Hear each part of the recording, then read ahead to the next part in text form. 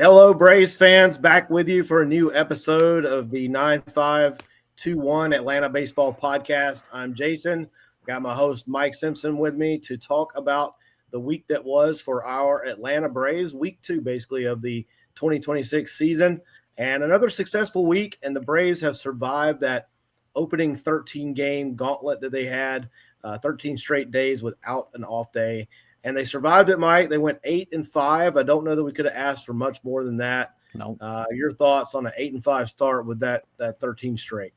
Yeah, I'll take it. I mean, yeah, we with the injuries before the season started, I thought 7-6, 6-7, and they came out better than that. So I will definitely take it. Yeah, for sure. If you'd told me we could get 8-5 in those first 13 with the injuries, I agree. I certainly would have taken it. And not only have we survived it, but really the pitching especially has thrived despite the injuries. So pleasant surprise there. You look at a lot of the pitching numbers, and they're very impressive.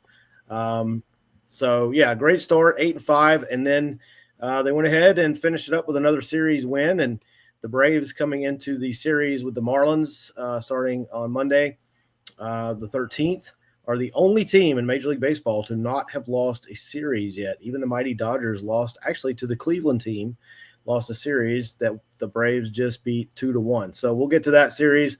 Let's backtrack, Mike. Let's go back to last week. We kind of talked about game 1 of the Angels series. Did not go the Braves' way. The Angels came out and took game 1 from Atlanta. And I guess the surprising part of that game, Mike, was Chris Sale was not himself. He really just had one kind of rough inning. Gave up 3 earned runs. Seemed like he just lost command. He hit a batter, and it seemed like that just threw him off his game. And so definitely not a typical Chris Sale start, but we know we're not going to get that from Chris Sale very often, so not anything to worry about there. But the Angels did take game 1 of that series after Sale had a rough outing. Any thoughts, Mike, on Chris Sale? Any concerns there? No, with him losing command a couple of those innings, my thought was this: okay, he's not perfect, clearly, but yeah. Just please don't be injured. Like that was right. Yeah, for sure. That's my automatic thought is at this point: just don't be injured. Yeah, look, he still struck out 7, but he did give up 6 earned runs, and he just he walked 2. It just got away from him. He hit Soler, and that was the one I think that just kind of derailed him. He just seemed to kind of lose his cool after that. So. Rough night. The bats, 5 hits, 2 runs, nothing much going on there. Baldwin had another 2-hit game. He continues to just impress. But yeah, take that one, flush it. So the Braves would have to win both games that were left, and they did. They won both games kind of handily. They did fall behind again in game 2. Now this game we got to talk about a little bit outside the game itself. Ronaldo Lopez got the start. The Angels did touch him for 2 early on. Soler, who owns Ronaldo Lopez, and that's the big storyline out of this game. He's owned him for a while. He hits the homer in the first inning. He comes up, I believe it was his second at bat, Mike. He hits him. It wasn't it didn't look intentional. It was a 2-2 count. Like, I don't think you're trying to hit a guy on a 2-2 count. And then the third time Soler came up, the first pitch went high. To me, it wasn't that tight. It wasn't. I don't think Lopez was trying to hit him, especially trying to hit him up high, but Soler took exception. And we had a little scuffle at the mound as Soler and Lopez exchanged words, and then we had an all-out kind of a typical baseball brawl where they look like they're fighting, and nobody really got hurt. Walt Weiss turned into Goldberg. The new linebacker for the Falcons. Yeah, he speared Soler and kept him from maybe doing any more damage to anybody. And look, Soler's a big guy, so probably a good thing. And of course, Weiss and Soler have a past relationship, and they seem cool after the game. So I think it was much ado about nothing. I think Soler overreacted. And look, Soler has mostly a lifetime pass with Braves fans to get away with some stuff based on 2021's World Series. Any thoughts around that scuffle, Mike, and what was going on there? Well, I'm glad that Weiss was able to wrap his arms around and make the tackle. That was good. Good form on his tackle there. Very good. Yeah, I agree. I don't think it was the one that got away was aimed at Soler. I felt like I mean, we don't have the right angle, but to me, it looked like it was more over the plate and really wasn't. Like, yes, it probably Yeah, just got away from him when he yeah, went to throw. But I mean, I understand Soler's thought, hits the homer, gets plunked, and this next one's a little high and tight, or at least he felt it was high and tight. yeah, Yeah, I mean, we'll yeah. see. I kind of understand. Although, also you got to be aware in that situation. Now, what I saw, I think it was on um, John Boy, kind of broke it down, and I also read this somewhere else that maybe Soler misunderstood something that Lopez said as they were exchanging words, It's and possible. thought he said it was intentional when really Lopez was questioning Soler, like, do you think it was intentional? But Soler misheard it, so that may have set him off.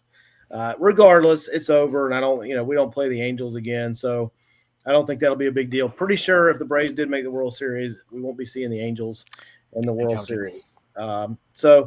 Game two, the good news, the bats really came to life. 12 hits in this one. Baldwin another 2-hit game. Riley 2 hits. That's a big story. Riley seems to start to be coming awake. Obviously, still hasn't hit the home run. We're still waiting on that, but he had a couple of big hits in this game and an RBI. Dubon 2 more hits. I mean, he continues to just be amazing. And Mike, let's stop right there and talk about it because he had another big game against Cleveland on Sunday, but the whole bottom of the order did. Dominic Smith, Dubon, Mateo had a big game. He was 4 for 4. Your thoughts now on, we're going to get Hassan Kim back soon, I believe, soonish. We're going to Yeah, get Sean Murphy back too. How does this play out? I think Jonah Heim may have played himself out of a spot. It's probably going to be Murphy and Baldwin like it should be. But now you got Hassan Kim coming back. You got Mateo. And the thing about Mateo and DeBon, they're so versatile, right? I mean, we could yeah. put DeBon all over the field. He played center field the other day. So, where do you see this going when Hassan Kim comes back? Is he going to go right back into that shortstop spot? And what do we do with these other guys? I think, excuse me. I think initially, yeah, he'll end up going back to the short to his position because I think Walt's going to give him a chance. Here's you didn't lose your job. Here you go. But Dubon's not going anywhere. I don't see him going anywhere at all. I'm thinking maybe Eli White might get sent down, and he'll platoon with Yaz and left. That's my thought with Dubon more than likely. And anytime Kim needs a day off, he'll play it short. Mateo to me might be either purely on the bench or possibly DFA'd or something like that. I think he's too valuable to DFA him. I mean, his speed is valuable. He's kind of versatile. He can play defense. He had 4 hits the final game against the Guardians. I think it's a fascinating look. It's a good problem to have. Correct. It's certainly not a problem the Braves have had with position players recently. Dubon's so versatile. Obviously, like you said, I could see him doing a platoon situation. He's struggled, but he seems to maybe be coming around a little bit. He still hasn't hit one out, which is kind of surprising. You got to figure him and Riley are going to run into one, even if it's accidentally here pretty soon. Yeah. Olsen keeps doing what he's doing. But so let's go to game 3. By the way, Lopez, not his best start. He got ejected with Soler, supposedly because he came off the mound, and that's what the umpire said. He got a suspension, really didn't miss a start. He's starting Tuesday against the Marlins. They had an off day. They kind of kept that. I think originally they said 7 games. Yeah. He appealed it, got it down to 5. Crazy thing is, as we record this on Monday night, Soler still hasn't started serving his suspension. It's still being reviewed by Major League Baseball. So not sure what's going on there. But Lopez will be back on the mound Tuesday night against the Fish. He only went 4 2/3, gave a couple runs. He did strike out 7. He still looks pretty good. His velocity's there, movement's there. And Soler just, there's always been through the years guys that own other guys on the mound, and Soler just owns Lopez. So it's just the way it goes. So game 3, a day game for the Bravos. And again, they kind of jump out early here. They get 5 runs in the first 3 innings. Acuna has a couple of hits as his bat starts to warm up a little bit. And then the rest of the lineup, everybody had 1 hit. They kind of all pitched in. Drake Baldwin had an RBI. Albies an RBI. Olsen 2 RBI. He hit a big 2-run homer off Detmers. So the bats waking up a little bit. We were a little worried about them, a little inconsistent, but they've been pretty good outside of 1 game against a really good pitcher for the Guardians over the weekend. Let's talk about Matt Olson for a minute. I think he's worth stopping at. the trade for him, or we lose Freddie, not a trade, but he leaves as a free agent. We get Matt Olson. Matt Olson's taking some stuff from Braves fans because he's not Freddie. But you look at his consistency, Mike, Yeah. and he's doing exactly what we need him to do. We need everybody else to do their job. Matt Olson shows up every day. Yeah, he strikes out a good bit, but man, the guy's consistent, and when he comes up to bat, you got a good feeling most of the time. He absolutely demolished a 3-0 fastball the other day. That was just a thing of beauty. I usually, as an old school baseball guy, hate it when these guys swing 3-0. There used to be a time you did not do that, unless you were Ken Griffey Jr., or somebody like that. But Matt Olson, what can you say about Matt? That ball was absolutely, like you said, demolished. Yeah. It was that was on the roof of the chop house, like not in the seats, not near the actual restaurant. No, absolutely crushed on top of it. I'm like that, and they said it was 414 feet. I disagree. That's going to be. I think it was further. Yeah. He murdered it. And I have no problem with him. He didn't pimp it, didn't bat toss or anything like that, but he slowly, started that trot, and I was like, yeah, that's fine, because that ball is absolutely demolished. Yeah, for sure. Yeah, so the Braves wrapped up that series. They won another series, taking the last two from the Angels. And Grant Holmes, 6 2/3. He did walk 3, gave up a few runs, but you'll take that out of Grant. We won't get into it. We'll save it for the next episode. Didn't pitch as well tonight as we record this against the Marlins, but certainly that was a good win. Then they finally get a day off, as we mentioned from the top, 13 consecutive games to start the year. They finally get an off day, and then they get Cleveland coming to town. And look, Cleveland is a team that I said all off season, I don't believe in them. This is the year they're going to fall off, and it's only April, so there's still time for that. But they've been playing pretty decent ball. They are the only team so far that won a series against the Dodgers. So they come rolling in, playing pretty decent baseball. And in game 1, the Braves put up a crooked number in the 6th inning. After the bats were kind of quiet for the first 5, that 6th inning was a thing of beauty, and our guy, Ronald Acuna Jr., got it rolling with his first home run. And as soon as he hit that ball, Mike, it was like a release. I mean, it was just like, I know it was for him, but I think even for us as fans, you were like, finally. And the way he turned on that, it was a curveball, if I remember correctly. It was inside. And just the speed he turned on that ball, I really thought he was going to pull it foul. But it was a thing of beauty. And I know you probably thought the same thing I do. Okay, now this season can start. Acuna finally has his first home run. He's finally off the schneid. Yeah, exactly. Yeah, an absolute bomb. Yeah, and then a couple of batters later is when Matt Olson tattooed that one into the chop house, and the Braves were off and running. And like I said, 6-run, 6th inning, and then they just kept tacking on 2 more in the 7th, 2 more in the 8th, and ends up convincing 11-5 win. Kenley actually got the win in this one just because the game was tied when Elder left. But, Elder – kind of a little bit of a step back, not his best effort. He kind of lost command a little bit, walked 3. He struck out 3, but 4 2/3, 4 hits, 2 earned. The 3 walks hurt him. And then the bullpen comes in and does its job. Kenley, Lee, our guy Jose Suarez ran into some trouble. The Braves built a solid lead. I got a little nervous there. Suarez was getting hit pretty good. But then Piamps, and there's that guy again, Beto, that we talked about last time. He came in and pitched a good 9th inning. He did walk 1, but no hits, and shut it down. So the Braves win game 1. You always like to take that first game of the series, especially at home, and they're up 1-0. Game 2 is the one. Sometimes baseball, Mike, goes exactly how you think it will. And my wife and I we actually drove to Tampa Saturday to watch the Rays play the Yankees. And on the way down, I'm looking at the matchup, and I'm reading about this kid that I didn't know much about for Cleveland, Messick was his name, and he had some really impressive numbers, and it was against the Dodgers. Not the Dodgers. Let's see. We have to edit this out. Maybe it was the Dodgers. No, it was the Dodgers. Excuse me. So I had it right to begin with. He had pitched 6 innings, gave up 5 hits, no earned, and struck out 5 against LA. And I was like, this guy he's gonna be a problem, and he was. He dominated the Braves lineup. After 2 starts, He is 2-0 with a .51 ERA and 17 and 2/3 innings pitched, 16 strikeouts in 17 innings. So Parker Messick, keep that name top of your mind because he was dominant. And his Braves offense, which before that and since that has put up some runs, completely shut out. First time the Braves were shut out on the season. And Cleveland got enough offense. They tacked on 3 extra ones in the ninth that was already kind of decided at that point. The Braves scattered some hit. Acuna got another hit. Baldwin, of course, had a hit. Albies another hit. Olsen a hit. They just couldn't string anything together. And so Cleveland ties the series. And I think you just have to tip your hat to Parker Messick on that one.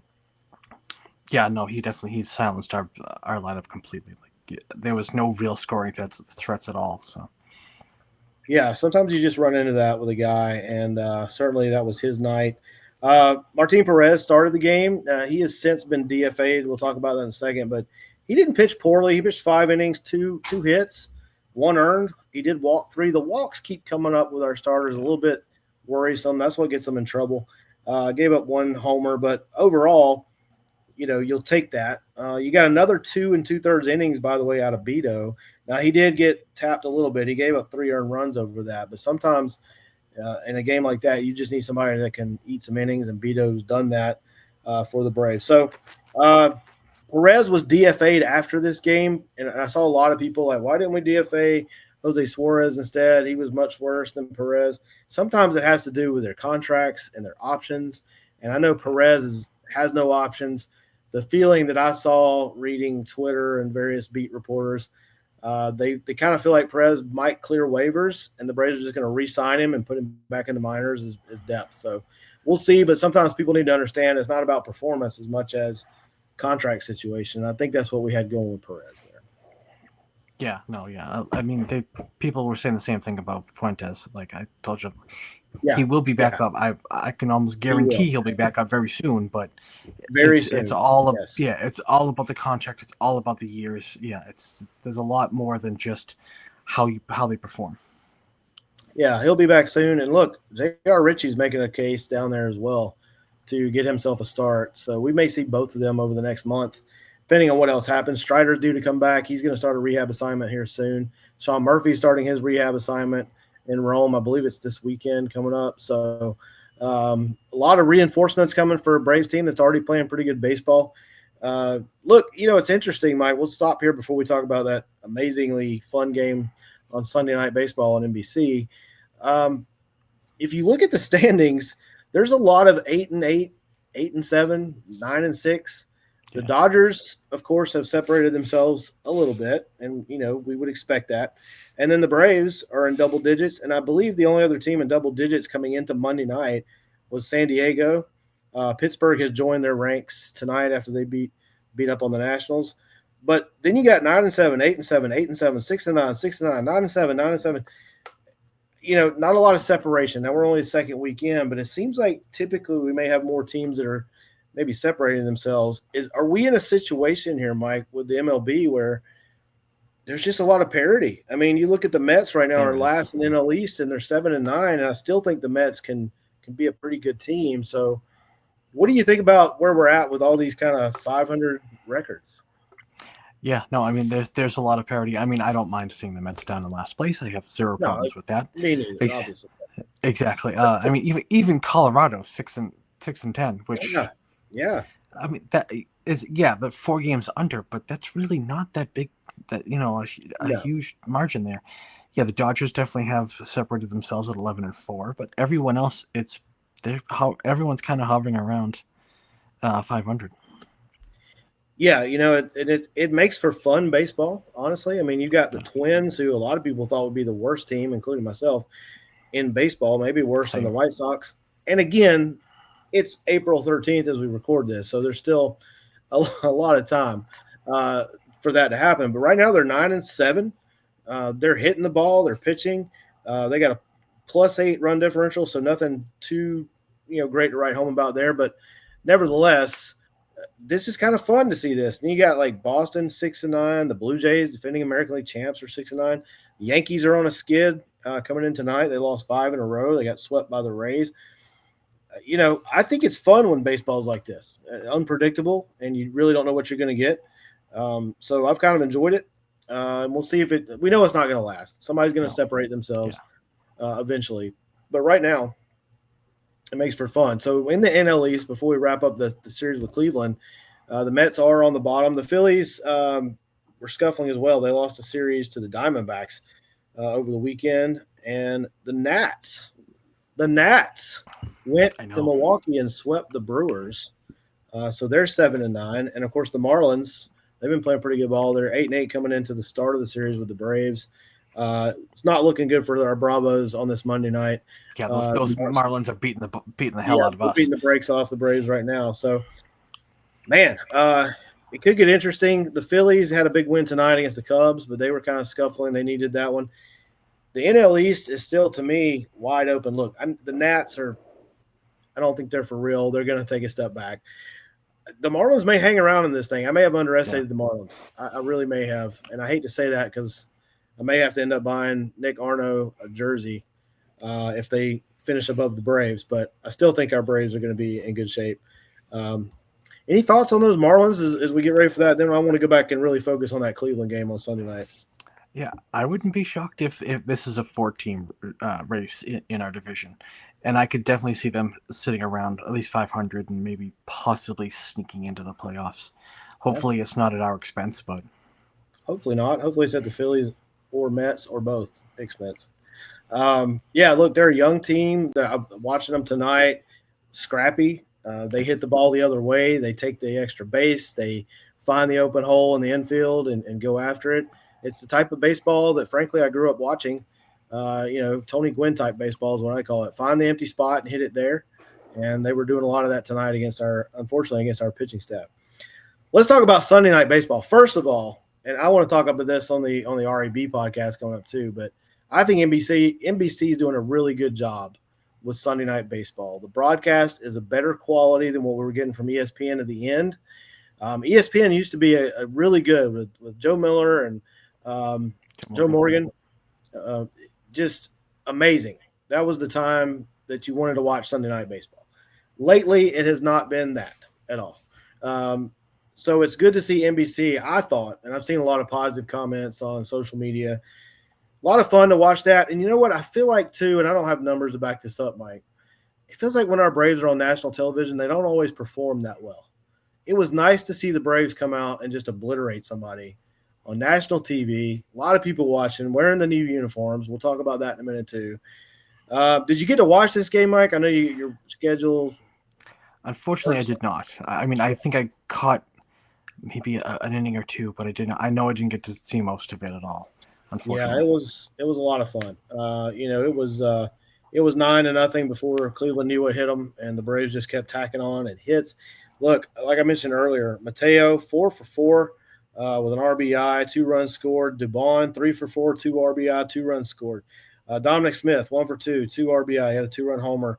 That's his third of the year. He continues to impress. That's a good look for all the crap we've given AA. Myself, I definitely have given him a lot of crap. He's made some good moves here. Dubon, Mateo, Dominic Smith. I mean, who saw that coming?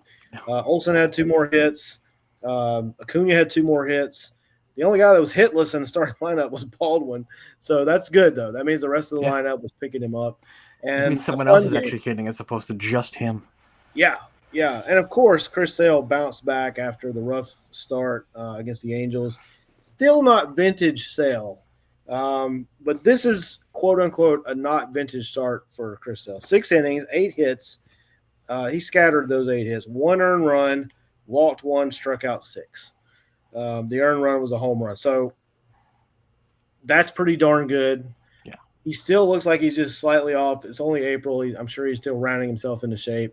The key thing is he bounced back from the rough start against the Angels. And then the other good thing was Dylan Dodd came in, pitched the last 3 innings, gave up 1 hit, struck out 2, and saved anybody else having to come into the game in that situation. So just, winning a series against Cleveland over the weekend, still no series losses. The only team left, Cleveland came in as the other team that had not lost the series, and so one of them was going to get it. So just that put us at 10-6, Mike, after 16 games.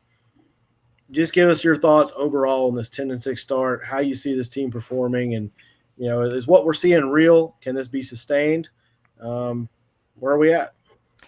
I think it can be sustained. I don't see a problem with our offense really. I mean, I'm shocked that the pitching staff has done as well as they have, and if they can just continue to tread water until some of the other pitchers come back, then we'll be perfectly fine. And I mean, possibly win the division. But let's not get ahead of ourselves. Yeah. No, I mean, look, kind of a regression in game one against the Marlins tonight as we record this, but the pitching matchups favor the Braves over the next two games. Baseball is baseball. Even really good teams are going to lose 65 to 70 games, 75. I mean, it's so I see everybody melting down every night when we lose. The guys, we're going to lose games. It's going to happen. And we're going to lose a series at some point. Maybe the Marlins. We'll see. After this series, it gets really interesting because after this, Mike, we have we played those 13 straight games to start the year. And this time we're going to play 13 consecutive games, I believe it is, against the NL East, which is kind of crazy. So let's look at that. So we got the Marlins for 3, then an off day, and then a road trip to Philly for 3 over the weekend. So that'll be interesting. It's always fun to go to Philly. Then 4 with those pesky Nats. So don't assume anything, Braves fans. The Nats are pesky. I watched them play over the weekend, watching them against the Brewers. There's no guarantee there that we don't. You'll be happy with a split. Just get a split, 4 games, and then Philly again, but this time at Truist. So Miami, then Philly, Washington, and then Philly, Washington, Philly again. Kind of a home and home with Philly before another off day, and we wrap up April, if you can believe it or not. After that, with a 3-game set against the Detroit Tigers. So schedules, when you look at how well the Nats have been playing, Philly, still Philly. They're going to be good. That's a rough way to end the month. And then Detroit, they haven't been playing their best baseball, but they had a big series over the weekend. So, in fact, they swept these Marlins that were playing. Mike, going forward here, we got Philly. We got to get through the series with the Marlins. Any thoughts as we look ahead to the last couple of weeks here of April? With all the teams in the NL East, I'm just hoping just 500 for them. And if we can avoid Scooble with Detroit, maybe win it or maybe even sweep. Because, like you said, they're not playing the best baseball.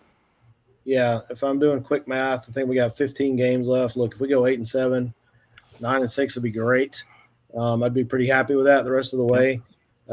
It's going to be a dogfight in the NL East. I don't think the Braves can run away with it. And right now, I wouldn't be surprised if the Marlins are involved in that as much as the Phillies. And I don't count the Mets out. I mean, we like to joke about it. They've hit a skid here, and they don't have it any easier. They're playing the Dodgers, as we talked this week. But I still think the Mets, Soto's out. He'll come back in a couple weeks, I believe. I still think the Mets can do something. Yeah. But right now, I like where the Braves are at. I like where they're at. Certainly, you look at last year and where we were at this time, we're in a much better position going forward. So just real quick, thanks again to our guy Nick Eck, who put together the stats, as usual. And I was going to run through a few things that caught my eye. Drake Baldwin, 303, 5 homers, 17 ribbies, 20 hits. He's got 2 doubles. He's walked 5 times. He struck out 11 times. That's a little bit high, but when you look at Matt Olson's 20, it doesn't seem so bad. I don't know what else to say about Drake Baldwin. If he keeps this up, to me, look, we all know Shohei's Shohei, but if Drake Baldwin continues to do this as a catcher and carries the Braves towards the postseason, he's got to be an MVP candidate, doesn't he? Yeah. Oh, God, yeah. I mean, if he continues to, he doesn't slow down, I don't see – yes, Shohei is Shohei, but he's definitely in the conversation at that point. Yeah. Yeah, I mean, it's insane at this point. So just kind of picking and choosing here some other guys. Ozzie quietly, Ozzie frustrates me sometimes because he swings a lot at stuff, but 302, he's driven in 7. He's also drawn 4 walks, which is – it's kind of not bad for Ozzie. He has struck out 12 times, but overall, we'll take a 302 from Ozzie, 13 games in. Matt Olson, we talked about earlier, 290 so far. He's got 11 RBI. He still has the strikeout issue, as I mentioned, 20 strikeouts. That's a little bit higher than you want it, but he's hit 4 homers now, and he's starting to do Matt Olson type things. And he still draws walks. He's got 9 walks, as does – here's the one I want to talk about. Austin Riley has 9 walks. he struck out 14 times, which, yeah, for Austin, he's actually that's a lower rate for him. And he looks like he's starting to come around. He needs to get that first homer like Acuna did, but it looks like Austin may be starting to come around a little bit, Mike. Yeah, I hit him. I saw him hit a couple of like doubles that were hard hit. So at least he's starting to find some gaps and stuff like that, or down the line or something like that. But he's looking better. He is. He had a big 2-out hit tonight down the line. It turned into a single. It could have been a double. The guy cut it off pretty well, but it scored a run. So yeah, I think he's starting to get it. I've also seen him, take the ball the other way a couple times. Just take the single to try to get runners over or get an RBI, and that's very much a good sign for Austin Riley. Dominic Smith continues to just be ridiculous. 355 now, 10 RBI, 3 home runs. He's only struck out 4 times, which is impressive. Now, he's only walked twice, but I mean, we'll take that. Acuna seems to be coming around a little bit. Still only 242, the 1 homer. He's got 4 doubles though, and he's walked 8 times. He struck out 13. And then Michael Harris, the batting average doesn't look good, but man, Michael Harris has had some really bad batted ball luck. He has barreled the ball up a few times where it didn't fly out of the ballpark and you thought it should. When it warms up in Atlanta, some of those are going to start sailing out. Acuna had one tonight, Mike, I swear. If it was June on a hot day in Atlanta, that ball would have been gone. The way he hit it, I thought for sure it was gone. It went to the warning track. But Harris, 235, he got 2 homers, 7 ribbies. He has drawn 2 walks coming in, so he had 1 tonight. So 3 walks for Michael Harris. That's a newsflash. He has struck out 10 times. But overall, the one that's disappointing for me as I look at these numbers, Mikey Yastrzemski, 180. He still hasn't hit a home run. We were really hoping that Yastrzemski – I remember we talked about this with Jessica Brand. The Chop House at Truist, we really just thought he was going to bash. And he still could, but he's off to a really rough start. Yeah, I mean it's April. I mean for all of this, it's still April. Yes, people are struggling, but I mean overall, like just Braves like team stats, like we're 3rd in baseball with a 274 average, 90 runs, which is third in baseball, 21 homers, which is 2nd in baseball. Yeah, a plus 46 run differential. That's best in baseball. Yeah. Yeah, and, we won't even get into the pitching stats right now. They're really good as well, but I don't want to go too much with stats. But, yeah, look, the Braves are hitting the ball. They're pitching the ball. Again, we couldn't have asked for much more than that. And if you want to just keep the good news rolling, let's just keep it positive. I'm seeing a lot of really good stuff coming out of the minor leagues. Yep. Let me get it right. Tate Southacene has gotten off to a very good start. He is hitting the ball well. John Heel continues to hit the ball well. I saw that this kid that we got, and I'm going to have to go back and look and see, he was in a trade, and I thought, man, we fleeced somebody. We got Jim Jarvis. Do you remember where Jarvis came from? I do not. We traded somebody. Anyway, he has come over, and he is hitting the ball well, and they're talking about maybe seeing him potentially up as a utility guy maybe this season. I mean, he's really impressing some people. In the minor leagues. We know our pitching. We've got pitchers down there, Fuentes and J.R. Ritchie. I think they got to move the Braves farm system up in those rankings a little bit by the end of the year. I mean, it seems to be much better and a little deeper than people have been giving it credit for. You looking up Jim Jarvis for us? I am. I just saw it. I was like, man, we got the better end of that deal. How acquired? I can see trade with Detroit. If I could move this, it would be great. It just says Detroit in July of 2025. Yeah, he's at Gwinnett, Detroit. Oh, he's from University of Alabama. Poor guy. He's batting 373 so far this year with 3 homers, 11 RBI, 10 stolen bases. Not bad. Not bad for Jarvis. Trying to find it. I just know we traded for him because I just saw this. We'll see if we can find it. But, yeah, I mean, 373. It's early. He's had 59 at bats, but that's 22 hits and 59 at bats, 3 homers, 11 RBI. Yeah, I'll take that. That's right. We traded Rafael Montero for Jim Jarvis. And I don't know if you remember, but Rafael Montero couldn't get me and you out. last year. Dreadlocks. I want to say, was not very good. Yeah, so if Jarvis turns out to be even a Dubon type player, a utility guy, the Braves definitely came out ahead on that deal. So Double A, he knows what he's doing. He's frustrating. It's frustrating when our front office doesn't want to spend money.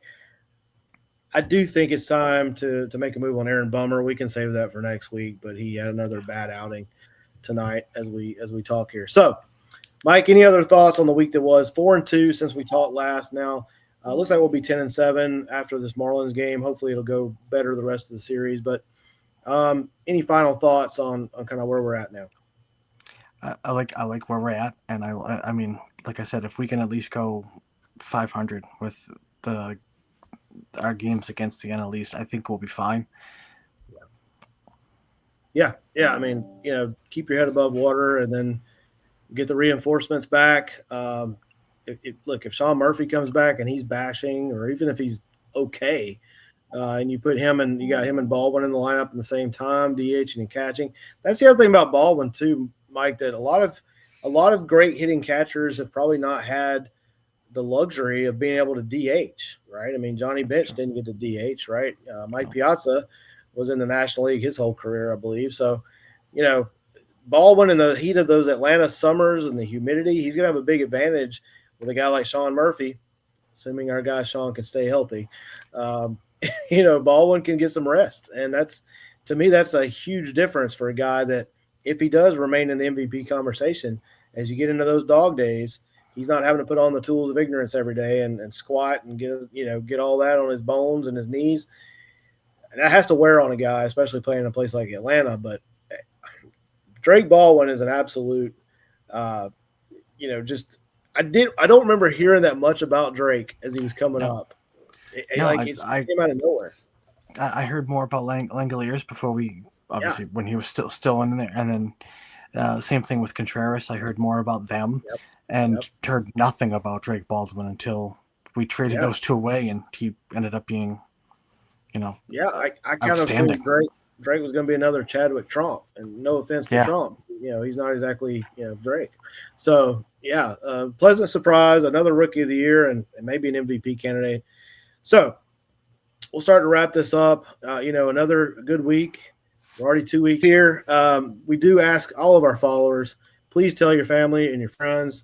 Give us a follow on Spotify or Apple Podcasts. Those are our two primary platforms, but I know we're on Pandora as well. We're going to start putting all of our episodes on our YouTube page. So you can search. I assume, Mike, you set that up for us. They can just search 9521 Braves Podcast and find us. So this episode will be on YouTube, and going forward, we're going to get them all on YouTube, so you guys can see our ugly mugs as we talk about our Atlanta Braves. And, as usual, also we have a Facebook group. You can come on Facebook and join. Just search 9521 Podcast. You'll find us. I have started really digging in on X, formerly known as Twitter. And we went from 0 followers to about 100. I think we're at 140 now, Mike. So please, if you're on that platform, come and find us. You're lapping me because you've got the X account and I've got the Instagram, and mine is not much better. Instagram's tough, man. I have a hard time breaking into Instagram, and X is tough. I mean, I've kind of leveled out at 140, so we need our followers to come on X. If you're already on there, come find us and give us a follow. Really important to help us out with that. Follow the Romantic About Baseball Facebook page, not the Facebook. And if you like Romantic About Baseball, we're part of that network. If you like what we're doing there, we've got all kind of stuff going on. Brand new podcast coming up that we've been advertising.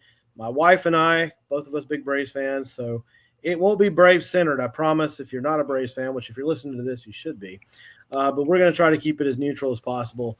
But that's going to be called He Said, She Said, and we're going to start that around May 1st as we take a trip to PNC Park, Mike, to check out the Pirates ballpark on May 1st.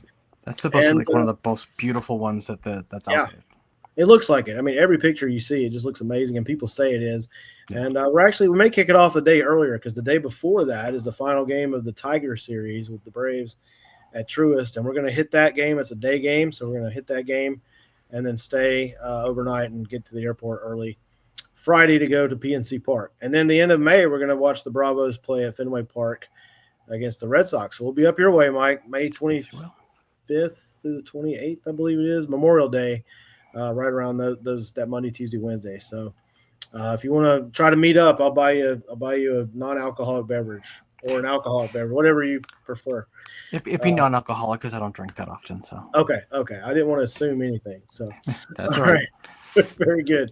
All right, guys, we're going to wrap it up. We'll be back next week. We're going to try to do this every Tuesday again. So be on the lookout on your favorite podcast platform for our episodes to drop on Tuesday mornings.